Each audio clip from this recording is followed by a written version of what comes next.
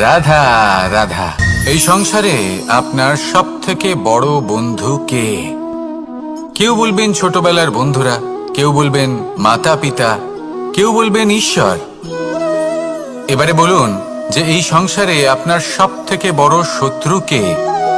কেউ বলবে আপনার বিরোধী, সেই ব্যক্তি যে আপনাকে হিংসে করে, বা আপনার নিজের অহংকার, আপনার কুকর্ম।